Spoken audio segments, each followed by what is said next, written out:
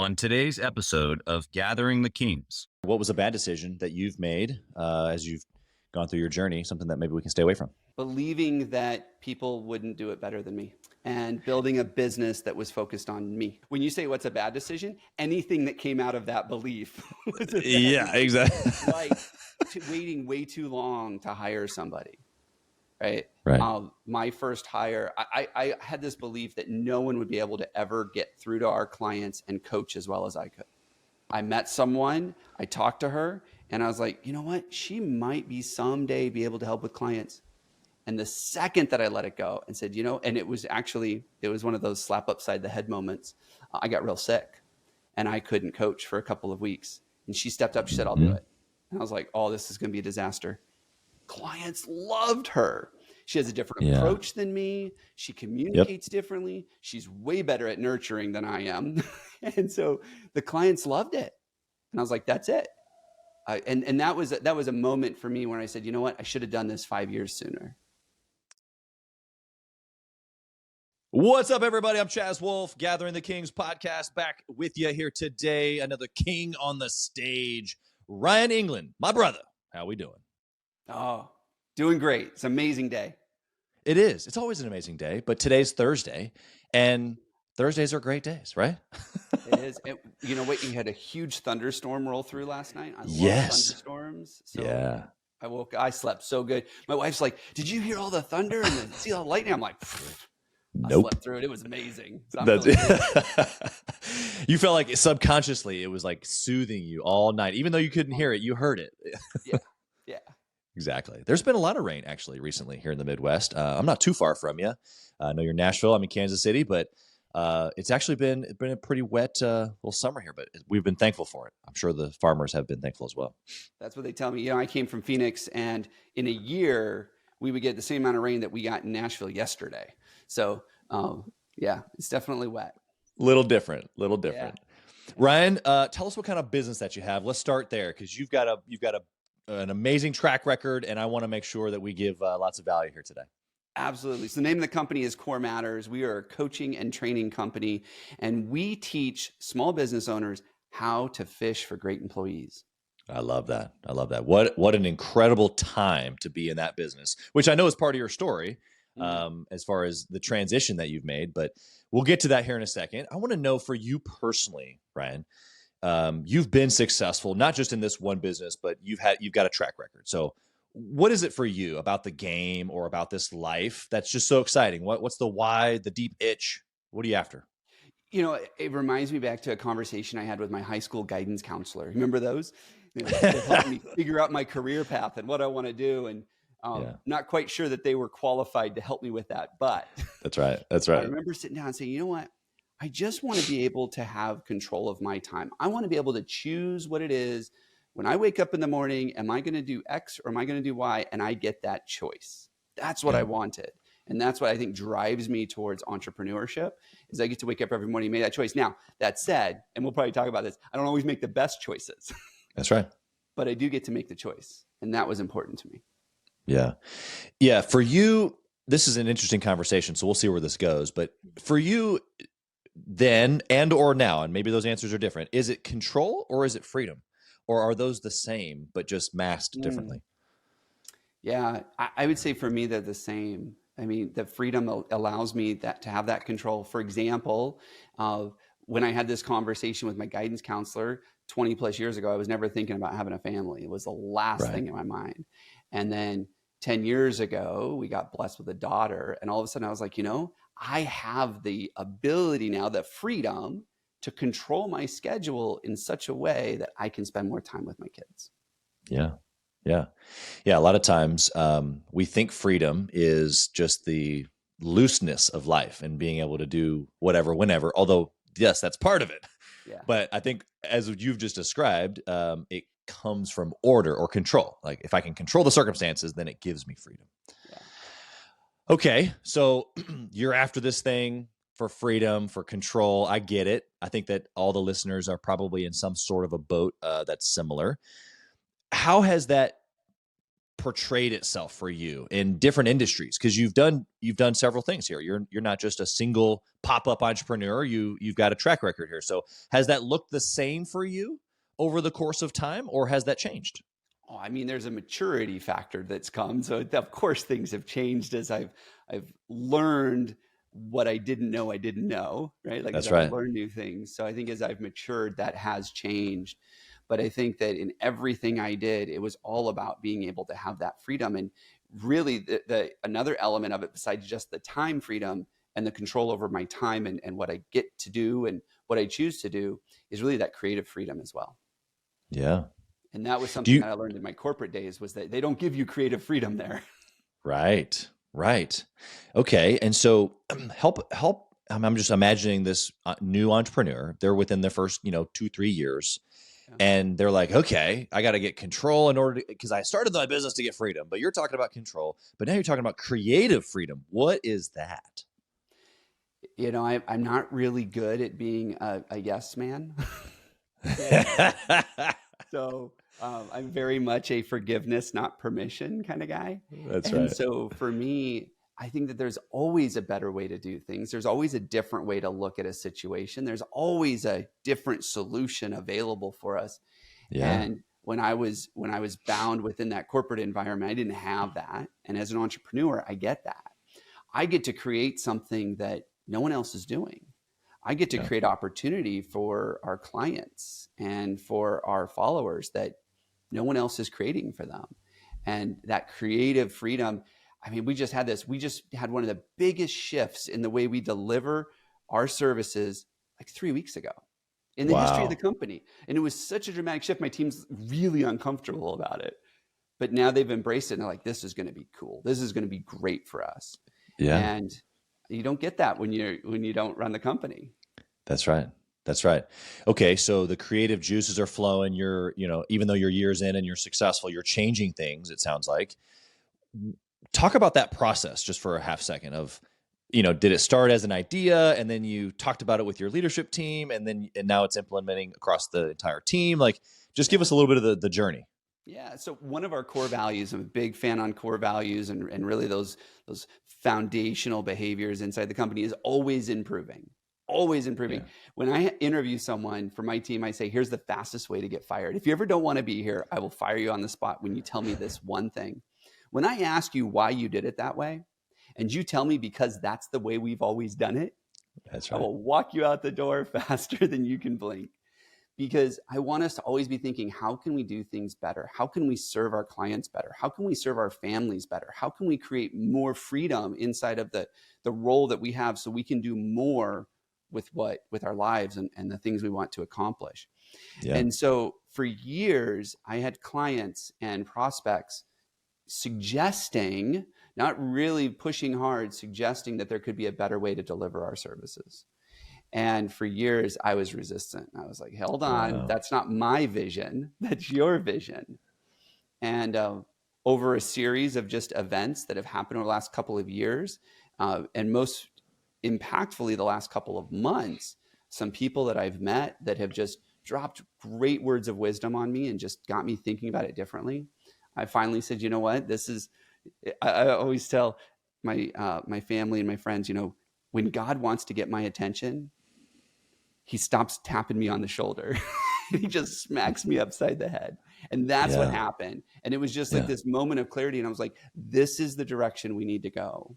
I'm not quite sure what that means. I'm not quite sure how to get there, but this is the direction we need to go. And it was just a bunch of those taps on the shoulder over the last couple of years before it finally got my attention.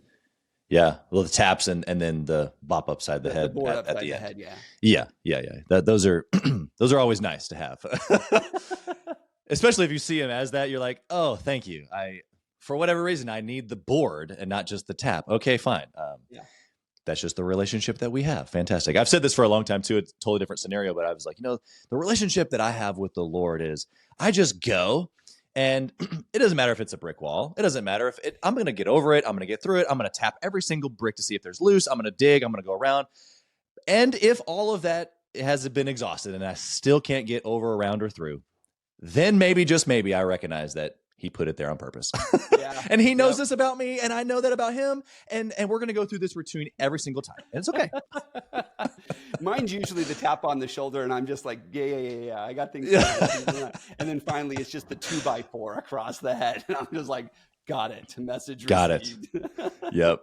I'm with you on that. Okay. So this is an interesting, angle here, but for you, having this visionary perspective, but then also hearing from your customers, like your vision and theirs was different. I heard you say. How does the listener take that away? Like, is there a survey that they should go ask their customers? Yeah. Is there a process, or is it more just like you should just be listening more? Like, give us a little bit of insight here on how you got that. So you'll find that a lot of my ideas and a lot of the ways that I approach business is very disruptive. It's very different than what a lot of people say, but I believe the customer is always right unless they're not. I couldn't agree more with what you just said. I love that. Keep going. So, I think people are so surveyed out. People don't know how to build good surveys, and the people you're surveying don't know how to respond to good surveys. Seriously. So not surveying. And the other thing too is there's a difference between what the customer wants and what the customer needs. I did not get into my business to just give the customer what they want all the time, because that's not what they need. We talked a little bit about that freedom, and I know that there are people listening right now like, yeah, I left corporate because I wanted to work less, I wanted to make more, I wanted to be able to do things. And they're like, now corporate felt like a part-time job compared to the journey of entrepreneurship. That's right. That's because I think a lot of times what we do as entrepreneurs is we focus on the things that we want and not on the things that we need, because the things that we need sometimes hurt. Sometimes they're uncomfortable. Yep. Sometimes it's a hard truth to swallow. And for me, it was, no, if I deliver it that way, the customer is not going to get what they need. And it was through an act of maturing that I finally realized I can deliver that way and still give them what they need. And that's when the moment clicked for me. Interesting. Can you give us maybe a practical of what was what they wanted? What was what you think that they needed? And we'll try to bring that down into understandable terms. Yeah. It's funny. I was just having coffee this morning right before here with someone that I just met in the area. And we were talking about the way that people are today. And there are two things about people. Number one, we want it yesterday. And number two, we want everything with a big splash. Like, it's not enough. He was using a baseball analogy. He's like, everybody wants the home run or the strikeout, but no one wants the bunt. No one wants the base hit. Like, we don't want that anymore because it's not as fun or exciting. But it's the bunts and the base hits and the sacrifices. That's what wins baseball games. That's right.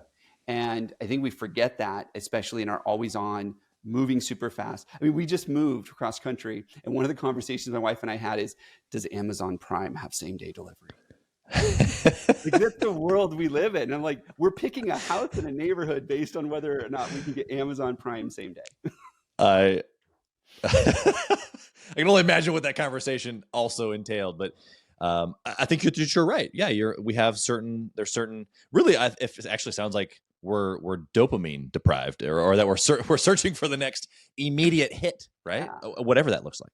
And so I think when it comes to business, and we help our clients find amazing people to build great teams. That's what we do.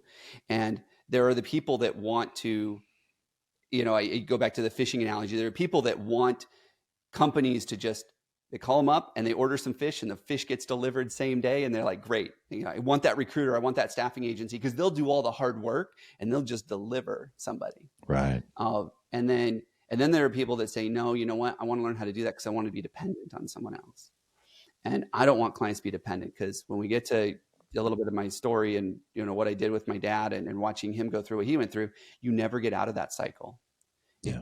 If you are ordering all your meals out and you don't learn how to cook, you don't learn how to fish for yourself, you're always going to be dependent on someone else. And that is not a way to grow and scale a business and create that freedom that we talked about. Yeah. Well, I want you to answer my next question, but maybe do it inside of your story, because it sounds like they're connected. The question really is like, why, as a service provider, would you teach your client how to do what you do for them? I mean, obviously I know what you're saying, But as I'm sure many people listening to today have a service business to a degree, why would I teach them how to do it? Or in this case, especially in a coaching space, why would I give away all my stuff, Alex Hormozi? Why would I give it all away for free? Yeah. Right? Yep. Well, there's obviously reasons. Yeah. So tell us what your answer is to that, but weave it into your story, because we want to hear about the story with your pop. I want to hear about your background as well. So kind of take the stage here. Let us know. So yeah, you're talking about Alex, of course, gives away everything for free, but he knows, just like you and I know, that 1% of the people are actually going to hear it, and 1% of that group's actually going to go do it. And so, giving it all away, sharing it. I got a book coming out in a couple of months. Like, everything is in there. Like, you could take it and go do everything we teach and we coach from the book. But I also know that most people aren't. And the reason why is we get in our own way. That's right. It's not because I don't have the desire to do it, or I don't have the skills to do it, or I don't have the ability to do it. It's because I overthink it and I get in my own way. We joke with our clients a lot that the single biggest bottleneck in any business is the owner. Oh, yeah. And for the owners that have realized that, they start looking at the world differently. For the ones that haven't realized that yet, they just keep grinding and they keep pushing and they keep doing the hard stuff the hard way, and they never are able to break out of it. And so being able to give that all away and shift the way people think about it and go, hey, maybe I'm the problem. Maybe I'm the one that needs to be worked on, so that I'm not dependent on someone else forever. Because here's the thing, we saw this with COVID, great example, right? We have all this dependency on all these other service providers who are delivering for us all the time. And then all of a sudden there's a supply chain issue. Well, now I'm starved because I don't know how to go out and fish for myself. Right. And that will happen. And so to bring that back to my story, I grew up in a entrepreneurial family. My dad was in manufacturing my whole life. And I remember I'd get home from school and my dad would come home and he'd get a phone call at 7:00 at night. And he's like, hey, you want to come hang out with me at the plant? or on the weekends, he's like, I'm going to the plant. You want to come hang out? And I'm like, yeah, I want to hang out with Dad. And then he'd put me to work. He'd put a broom in my hand and sweep that corner. And, yeah, that's right. I watched my dad go through this. And while he had a successful business and we had a great relationship, he was just a slave to that business. 12-hour days, 6-7 days a week. I mean, all the way. He still is not fully retired. Like, he's still a slave to the business. It's crazy. And it was all because he couldn't hire the right people. And it wasn't because he wasn't a good boss or a good leader. It was because no one ever gave him the skills and taught him how to actually go do that. Right. And so he just kept dealing with this fallout, going, well, no one wants to work. Everybody's lazy. Like the things that we all hear now. That's not true. Yep. Which he's probably been saying for 50 years. Yes. And so is everybody else. Like, this labor shortage that we talk about is nothing new. I have an article that I clipped from a magazine. Someone took a picture of it, put it online, from the 60s about the labor shortage. Like, the labor shortage isn't new. And then people are like, oh, millennials. Now it's Gen Z, right? Gen Z doesn't want to work. They're so lazy. And a decade before that, it was Gen X. And a decade before that, it was the baby boomers. Like, when you get out of high school and you're in your 20s, nobody wants to work. Everybody's lazy. I just want to have fun, man. Then they go out and they start a family and they go, oh, I better have responsibilities. And then you see they stop bouncing around. They start focusing on their career and everything else. Every generation goes through this. But we think we're unique. We think we're special and we're the victim. And so going back to my dad, if someone would have just sat him down 40 years ago and said, hey, this is the way to do it. This is the way to communicate. This is the process you need to build. This is how you get your message out there so people know that you're looking for great people. This is the way to do it. If he'd have had that 40 years ago, his business would have been so different. Yeah. What do you think in today's environment, your dad, right? So bring him forward 40 years and that person's listening today. What is that first step that you're talking about? There's obviously a process, not just a singular step, but what's the first step for them to take when they're hearing you going, oh, well, I need to know what he knows so that I'm not your dad 40 years ago? Yeah. I think I sum it up this way.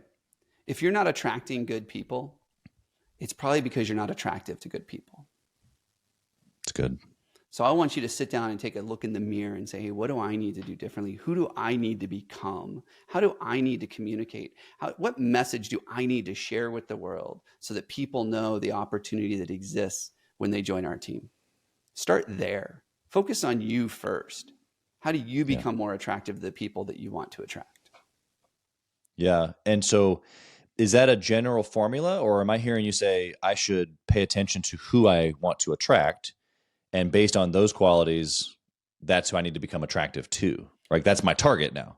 Yeah, I think that there's people, and it really depends on where they're at. There are some people that can really enact change and do it well and say, hey, this is who I want to attract, so this is who I need to become to attract those Sure. people.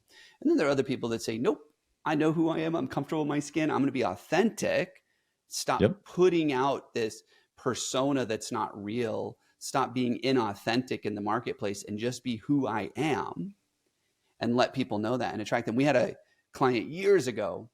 5 guys started this company together. They all went to high school together. So it was like a good old boys club, this leadership team, always razzing each other, always super passive aggressive. Like, it was weird. It was just weird.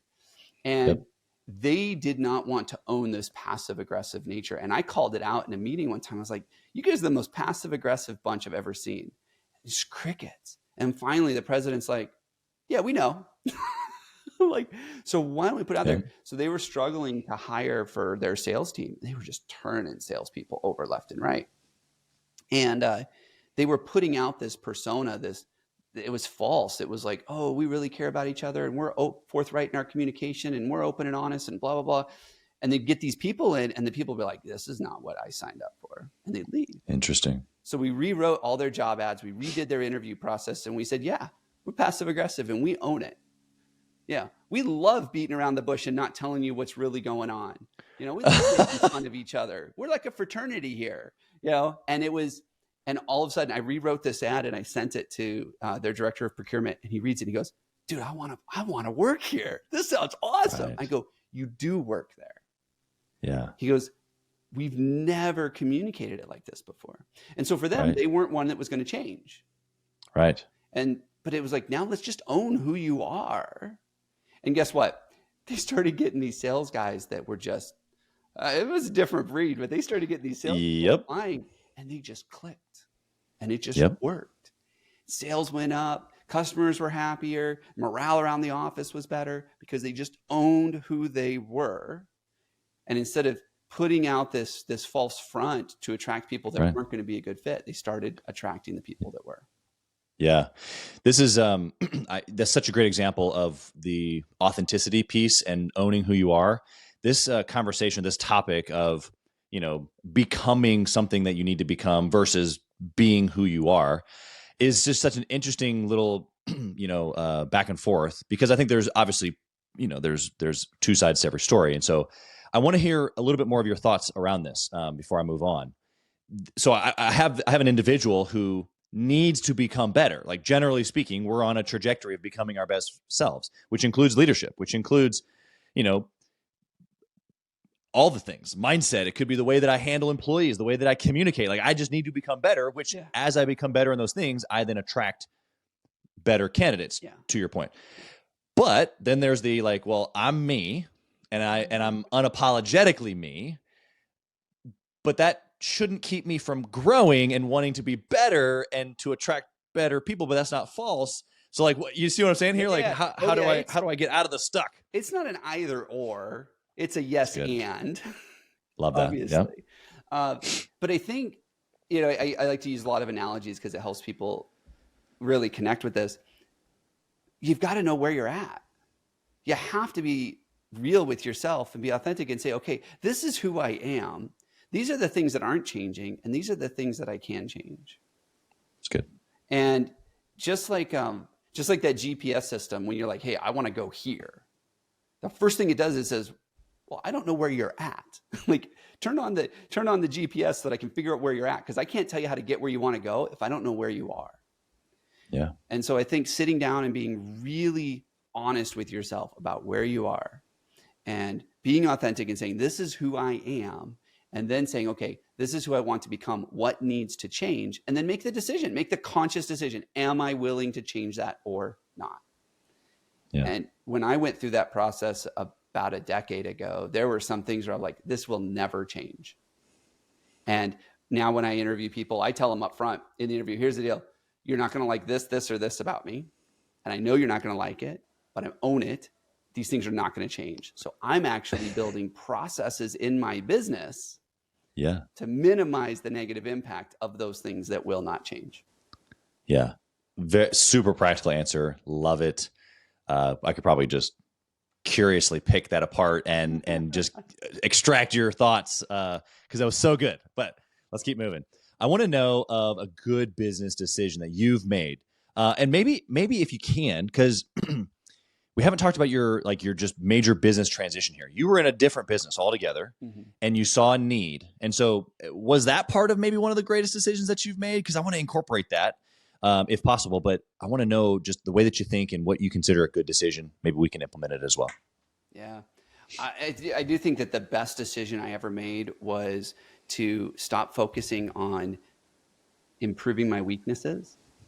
You hear that a lot, like, oh, you're weak in these areas, you need to get better in these areas. Instead of focusing my energy on that, which was exhausting, say, these are the things I'm good at, and I'm going to go become better at them. Good. And then the things that I wasn't good at, those weaknesses that everybody was like, oh, you got to figure this out. They become so minimal that it was easy for me to give them up. A great example would be sales. I am not a good sales guy. What I am good is compelling people to action, motivating people, standing in front of a room and rallying people and getting them excited. And I dug into this. This was probably about 6 years ago. I dug in this deeply and said, how do I get my message in front of more people in a way that's authentic to me? And, my sales coach is like, oh, cold calling and this and that. It never worked for me. And I realized that if I learn to stand in front of on a stage in front of people, I can compel people to action all day long.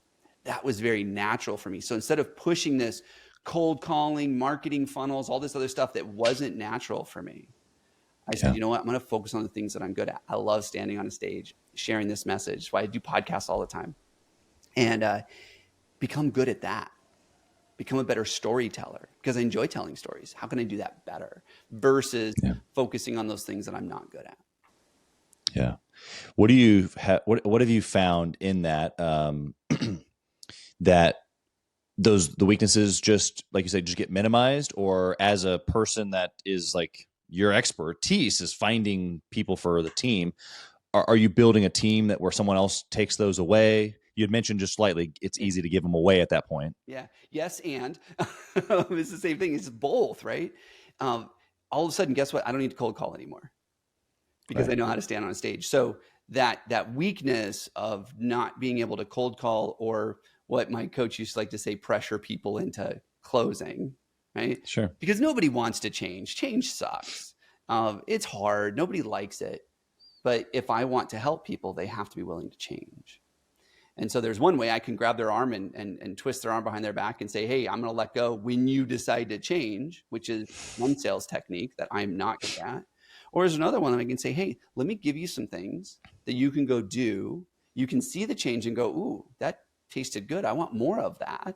And then they come back. And so that was part of it. But then there are other things about the business that won't go away. There are other things that I still have to do. And so, for example, I have lots of great ideas. Don't ask my team if they're all great. They wouldn't agree. You have a lot of ideas to them. I don't know if they're great. No, 100% of my ideas are amazing, Chaz. Let me tell you. They don't always agree. Said every entrepreneur ever. Yes, exactly. But there are some things that can't go away. I still have to deliver. A great example is I love coming up with the ideas and the strategy. I hate I'm not good at it. It takes me a lot of energy. It takes me a lot of time to actually put pen to paper and create that final piece. So what did I do? I went and hired someone that loves that. They're amazing at it. In fact, they get energized by doing that. So I started building a team that gets energized in ways that I don't. And they're okay with that. Like we never feel like we're stepping on each other's toes because the things that energize me, they want nothing to do with. That's right. You got one person on my team right now.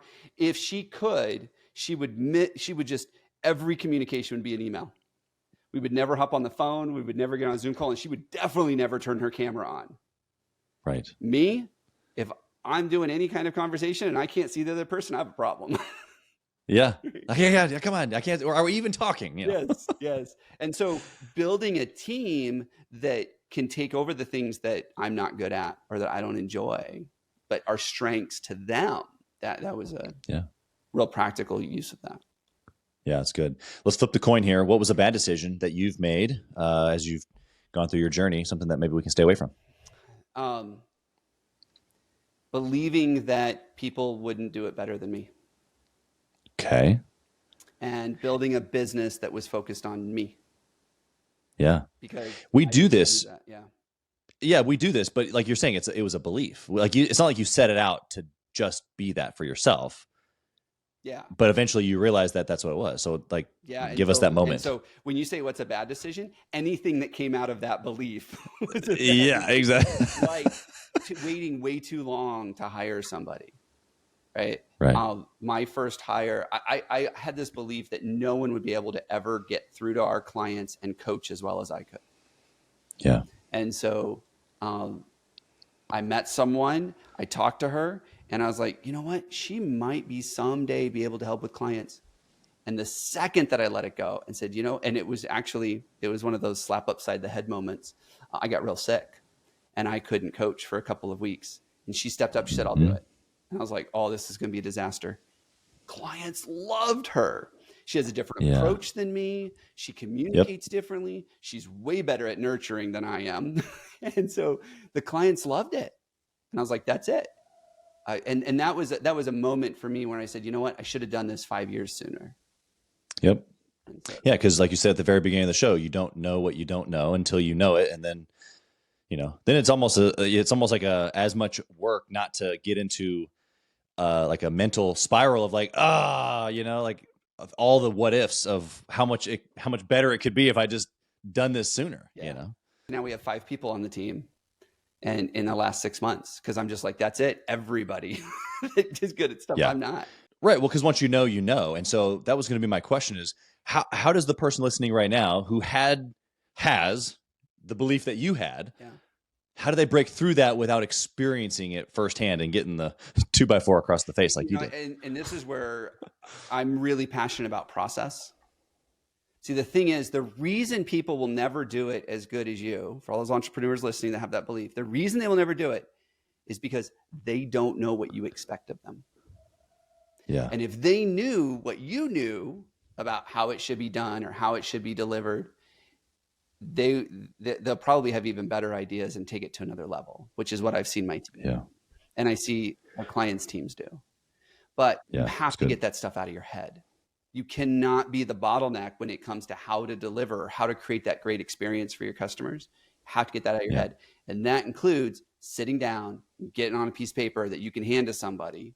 Or the one I like to do is just record a video. Yep. Right. Set up your phone on a tripod, hit record, and just think out loud while you're doing the work. That's it. And then people can watch that video and go, now I know what my boss wants. And they'll go knock it out of the park for you every time. They will. Yeah, that's such a big bridge that you just built within 30 seconds there. I want to just maybe highlight some of your construction there. The mindset or the gap of willing to hand it off. Because even some of that's the nervousness of like, oh, like it's my baby. I don't want them to mess it up. Just like you felt like, oh, this is going to go terrible. Mm-hmm. But if you are handing them the exact blueprint, and so that's the work. The work is sitting down, slowing down to speed up. So for the person listening right now who hears you, they understand, and they've probably heard, I got to create SOPs. I got to create process. I got to record myself. Yeah. But Ryan, I don't have time. Yeah. No, I had that belief too for a long time. Sometimes it still creeps in even. I guess the question is, do you want to create a job for yourself or do you want to own a business? Yeah. Because if all you want to do is create a job, yeah, fine. You don't have time. I get it because you're too busy doing the work. But if you actually want to create a business that turns into an asset that creates a legacy for you and your family, which is what most entrepreneurs I run into want. That's what they say they want. That's what they say they want. Their actions aren't always in line with that. Then imagine, it was something that I was doing for a while. And I'm like, it takes me 7 minutes a month to do this thing. And then I actually had a time coach for a while that actually had me write down every 15 minutes what I was doing of every day. And he'd throw it into this weird spreadsheet that he had. And he's like, here's how you spend your time. And it was just so eye-opening. He goes, that 7 minute process that takes you to do that you don't like, by the way, takes you way longer than 7 minutes. Like we always underestimate how long things take. That's right. That's right. He goes, so it might take you an hour a month. He goes, but think about the bookends of that time. How you have to prepare your head to get in the right headspace to do that work. And then you have to get out of it and get back into creativity mode. He goes, it's almost a full day a month for you to do this thing that you thought took 7 minutes. Jeez. That's how much time it's taking you. And so let's just go back to the 7 minutes. Let's say it takes an hour and it takes you 2 hours to put together a process on how to do it. Guess what? Right. In month 3, you just started getting an ROI. It's paid for itself. Yeah. In month 3. And so if you're always thinking about how do I get through this week? How do I just get to Friday because I get the weekend because I've created a job for myself? You're right. You probably don't have time. But if you're thinking, how do I focus on the things that I'm best at so that I can grow this business into something bigger? It's a fallacy to believe that you don't have the time to do that. Hey, kings and queens, Chaz Wolfe. I want to talk to you about something that's super important to me. We put a lot of time and effort, we meaning myself and my team, into this podcast, into the content that goes out every single day.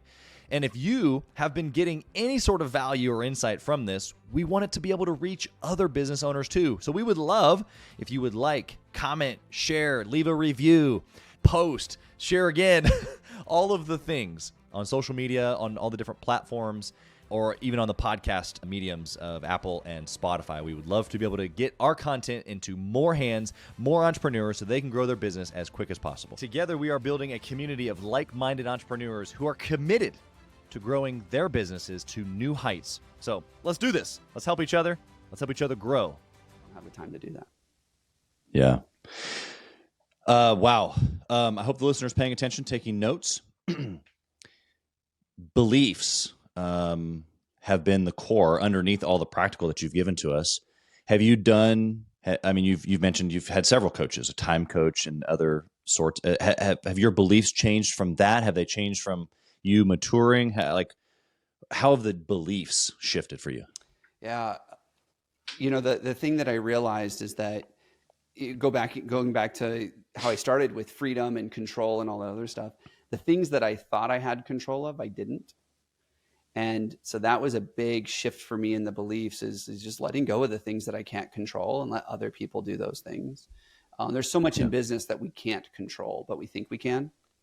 And just letting go of those things and saying, hey, you know what? I'm going to find a way to make sure I never have to do that again. And that either is giving it to someone, like truly giving it to somebody, not the decision delegation where it's like, hey, Chaz, I want you to go do this, but when you're done, bring it back to me so I can approve your work. That's not what I'm talking about. Giving it to you so to the point where I forget we even do it. Like that's the level of delegation. That's one way. Or the other thing is automate it. Find a way to automate the process so you don't have to do it anymore. And so I think my beliefs have really shifted into how do I get the things off my plate that don't bring real value to me, to my family, to my team, to my clients. Where is the real value given? In fact, right now we just had this conversation. I got the book coming out and I've been doing a ton of podcasting and people are like, but you're not doing this, this, this, and this, and this. I'm like, but where's the real value come? It comes with me getting this message out there and sharing it with the world and letting people know that they can solve this problem of building an effective team. And it's not as hard as they think. Yeah. Yeah. I think it goes back to what you were even just saying a few minutes ago when you're, determining, if I just to slow down to create a process as opposed to just keeping going.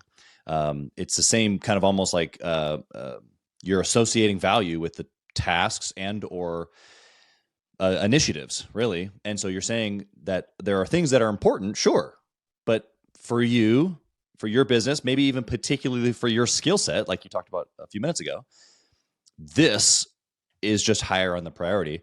And then therefore, that's how we assign our time. That's how we assign our executable energy, that I don't know, for me, that's taken time. To like realize those things, and then even once you've realized it, you're like, okay, this doesn't serve me. I need to get rid of it. And that might even be a process of getting rid of it or letting it go, as you said, or truly delegating or actually like cutting it out. there's a lot of cutting out that has to happen, it seems like. Yeah, we do talk about the Eisenhower Matrix. I don't know if you've ever seen that. I haven't. Give us a little yeah, snippet. it's a way to prioritize your time. Like, Okay. what are the important and urgent things? You've probably heard it described that way, right? That's Sure. important. Okay. Yeah. So things that are important Exactly. and urgent, you need to deal with. Things that are important but aren't urgent, you schedule time for them. Things that aren't important but are urgent, delegate, get them to somebody. Like, hey, this isn't important for me. You deal with it. Like, or stop doing it. Right? Like, what's one of the things that people think is urgent all the time? Oh, I got to stay on top of the news because that impacts my business. It's urgent. The news is changing all the time. Yeah, but it's not important. Like, you can run your business. And then there's the not important, not urgent, like the scrolling the Facebook feed, right? Like, it's not important and it's not urgent. Like, stop doing those things. But we sell ourselves on this idea that the things that we're doing are important and are urgent. Oh, and the reality is, the majority of stuff that we do is not either. Yeah. I mean, we're really good at justifying. Absolutely. You know, when you were talking about the delegating and then finding time and everything else, another analogy came to mind. And I think a lot of this comes down to, what is it that you really want out of your business? What is it that you really want to accomplish? And if you're not clear on that, that's step one. But I think about this, I think about professional athletes. Like, I think people at the top of their game, the amount of time they spend performing, actually doing the thing they're getting paid for, is so minuscule compared to the amount of time they spend practicing and warming up and stretching and everything else. And I even think about running. I started running lately. It's not something I've ever liked, but for some reason in the mid 40s, all of a sudden I like running now. Might just be a change of scenery because now that I'm in the Midwest. But you know what? Stretching has to become a very important part of my running practice. And it feels like stretching is a waste of time. But you know what's a bigger waste of time? Getting injured and not being able to walk. I threw my back out a couple years ago, so bad that I was bedridden for almost 2 weeks. That was a waste of time. Why? Because I wasn't spending time taking care of my body. Yeah. And so it's same thing happens in business. What happens when you get sick? What happens when something comes up? Like, does your whole business come to a screeching halt and all of a sudden you have customer service issues and you got customers that are leaving you because you aren't there to serve them? Like, that to me sounds like way bigger waste of time than sitting down and giving a process to someone on your team and saying, hey, go do this. Yeah. And those are just the calculatable measurements there, I guess. Not even considering the however many customers that didn't even come to you because you didn't have the capacity. Whether they actually tried to come to you or whether it was just, a belief thing that you weren't attracting them because you didn't have the capacity because you already know you're the bottleneck. Tell us a little bit about your book. I usually give a snapshot here of like, what resource have you used that you can reference to us, but you're creating a resource. Tell us what's in it and how can we find it? It's about to come out. Yeah. So the book comes out October 17th. It'll be available everywhere. It's called Hire Better People Faster. Love it. And it's all about a proven process to attract and retain the best people. And there's nothing in there that is incredibly difficult to do. And it's very practical, very how to, like, here's the process that we build. Here is the way to build this process. Here's how to think about where your company's going and what you want to accomplish, because that's going to dictate the kind of people that you're going to hire. You may have heard this before, but the people on your team that get you from 0 to 1 million are not the same people that get you from 1 million to 5 million, aren't the same people that get you from 5 to 10. And if you don't know where you want to go with your business, it's really, really hard to figure out what kind of people are the right people for you. And so book is very practical, very how-to. It'll be available on audiobook too, because I know my target market, busy entrepreneurs who don't spend a lot of time reading, but listening. So you'll be able to get it on audiobook as well. And we're going to have a bunch of downloads and resources available that we use in our program that you'll be able to get for free and actually implement some of those tools right away. Love that. Well, the listeners would be silly not to take you up on that and purchase the book. And actually, let me just say this. For those right now that are listening that know they have a problem with their hiring process or that need good people, don't wait for the book. Just I'm going to ask his contact information here in a second. It's going to be in the show notes. Don't be a goofball and wait for a book when you can just hire Ryan. So I don't do that often, but obviously he's already given you plenty of value. I got a question for you about family. And I know we talked off air just right before we got started, about, you guys moving across the country, and I'm sure that's been a thing. And you mentioned having a daughter 10 years ago. That's about how old my oldest is as well. But there's this run or this journey that we're on as entrepreneurs, and we're obsessed, right? This is what we do. We're all in. We've talked about this already here today. But a lot of times people go all in on the business, but then they don't know how to go all in on marriage or all in on, dad or mom roles. So for you, what's some practical things that you've done to be obsessed in all areas, all at the same time? Yeah. A practical thing for me, and I get that there's 99% of the people listening, it's not going to be practical for them, but giving up the office and working from home was a very practical thing for me. And I get a lot of people can't do that. But that was something that I did. Before I did that, something that was very practical for me was I live and die by my calendar. A lot of entrepreneurs, like, if it's not on the calendar, it's not happening. Well, guess what? Put the important things on the calendar. Time with the kids, taking care of yourself, time away from the office, like, put it on the calendar. It's amazing how much more likely you will be to adhere to it, especially if you are one of those entrepreneurs that swears by the calendar. And I get not all entrepreneurs do. And if you don't, that might be step one. It might be some time for some organization in your life, but that was a real practical thing for me, was working from home. My daughter is almost 10, and she'll slide notes under the door when I'm on a call, and it'll say, "Daddy, I want to work with you." And she just wants to come to work. She just wants to spend time with me. And we wouldn't even have those little moments had I not been. Right here on my screen, I've got 2 little notes just like that from my 9-year-old, almost 10-year-old daughter.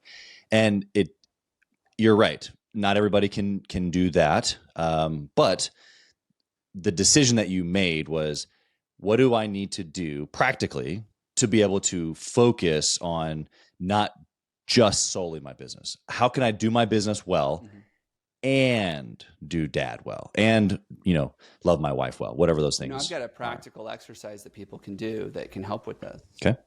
Perfect. We don't give this to all of our clients because some aren't ready for it, but for the ones that are. So if this scares you to death, then you're not ready for it. So one is figure out what you need to do to get ready for it. But one of the things we talked about earlier, justifying, we can justify anything as important and urgent. And for those of you listening that have a team already, but the team always loops you in, they always send you the email, and you're always the first to respond to that email. You're always the first one at the office. You're always the last one to leave because you believe that your team needs you. I will tell you right now that you are a crutch to your team, and you are not equipping them with what they need. So one of the exercises that we take people through for these owners that want to get out of the day-to-day and create some what I call margin, right? So that you can focus on things that are really important, is set a self-discipline that you will not reply to any email outside of someone being physically harmed, because that's stuff that's usually, any other thing is really not that important. You will not respond to it within 24 hours. That means no email response, no phone call, 24 hours. Watch how many things get solved in that 24-hour period without you. And every time we've ever taken a client through that, it's kicking and screaming, no, it's not going to work, it's not going to work. They finally do it, and they're like, I don't need to respond to anything anymore. My team can actually do this. Because as long as they know that you are going to make the decision anyways, what incentive? They just defer. Do it. I had a similar conversation, I don't know, maybe 5 or 6 months ago with a podcast guest, and he said, when are you going to quit being addicted to being needed? I love that. It's like, wow. Yeah. Okay. Last question here for you, Ryan. I want to know, if you had the opportunity to reach back into time and whisper in the younger Ryan's ear, what would you tell him?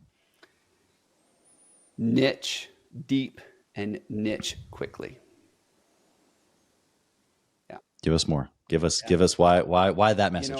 When I started my business, we were digital marketing. We were helping people with generating leads. And when I found this opportunity to help people with recruiting, I was like, oh, I'll do both. Right? When business is booming, they're going to need help hiring. When business isn't booming, they're going to help with lead generation. And I became so distracted by all the different systems and processes and everything we had to do. And had I gotten to the point where I said, I'm going to do one thing and I'm going to do it better than anybody else, My processes are easier to create. The systems are easier to create. It's easier for me to hire. It's easier for me to go to market. It's easier for me to figure out which vendors I need to work with. It's easier for me to figure out what systems I need, software systems I need in my business. But when I'm everything to everyone, I'm no good to anyone. Yeah. And I had this belief that I could not be a big fish in a small pond, that I had to be playing in the big pond with everybody else. And I was such a small fish, and I was so inconsequential to everybody else because I wasn't clear on what I wanted and how I was going to deliver and everything else. And I still don't think I'm niche deep enough yet. I still think that there's a way for me to even niche deeper, and to where it's, you know what, I met somebody one time, and I forget, he was a marketing company. It was a marketing company, and he only served a certain type of CPA. And I asked him, I said, so how big is the pond that you're fishing? And he goes, there's 372 people in North America that are target market. Wow. There are only 372 firms that can use my service. I'm like, oh my gosh, how good that must feel to know that. Yeah.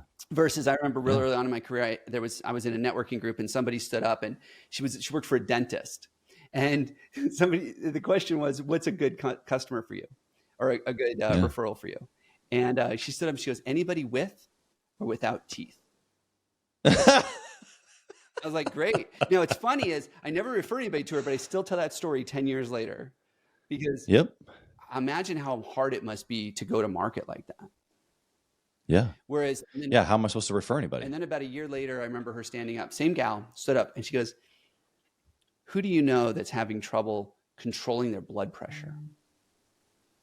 That's a great referral for me. And we're like confused, but I'm like, I know people like personally that are struggling with blood pressure, and that's important. And she told a story about how that relates to gum disease and some other things when you have high blood pressure. Yep. All of a sudden the referrals came flooding in because she decided to focus only on people with high blood pressure. And you wouldn't normally make that association. It was such a pattern interrupt for us. Referrals came flooding in the door. And so if I were to go back, I would niche deep, niche early. Love that. All right. Well, Ryan, I have been honored to have you here on the show. I think we could probably go another days. Honestly, you're a mysterious you're a box of tools over there that I think I could just keep pulling them out if I was here long enough. But I appreciate what you've given to us here today. It's valuable. But how can the listener find you if they want more? Obviously, your book's coming out. I'm sure it'll be on your website. Make sure you give us that. But how can they just go straight to you, find or hire you, and or if they just want to connect with you, follow what you're doing, how can they find you? Corematters.com is our website. Real simple. Tons of free information on there, lots of free tools, education, everything else. Of course, you want to get a hold of us, we make that pretty simple as well.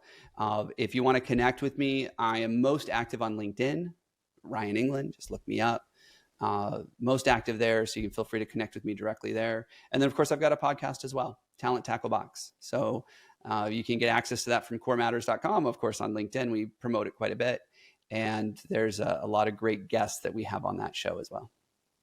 Yeah, that's amazing. Well, the tackle box you have been, my man. So appreciate you coming prepared. You have been incredible here today, but we also just wish you nothing but success and blessing, especially in the new part of the country where you're now a Midwestern fella. Appreciate the joining of forces there, but in all seriousness, thank you for being here. We appreciate it. Thank you. Thank you for listening to Gathering the Kings today. I hope that you were able to pull out a few nuggets to go apply into your business right away. More importantly, though, I hope that you're realizing that it takes more to be successful than just being by yourself, doing it all on your own, carrying the weight all by yourself. What I have realized, not only in my own journey from multiple businesses and multiple different industries, and now interviewing over 200 or 300 other very successful 7, 8, and 9-figure business owners, is that it's tough to do it alone. And so Gathering the Kings exists to bring together successful entrepreneurs. In fact, we are putting together 1,000 kings, specifically who are grateful but not done. We're intentionally assembling kings who fight tooth and nail for their business, family, and communities. And here's what we believe, that in the pursuit of excellence in those areas, that it ignites within us the responsibility to govern power and forge a lasting legacy. So if that relates and resonates with you, and you know that you need people around you, sharp, qualified, other very successful business owners, I want you to go to gatheringthekings.com. I want you to take a look at what we're doing and see if it makes sense for you to be part of our pursuit to 1,000 kings. Talk soon.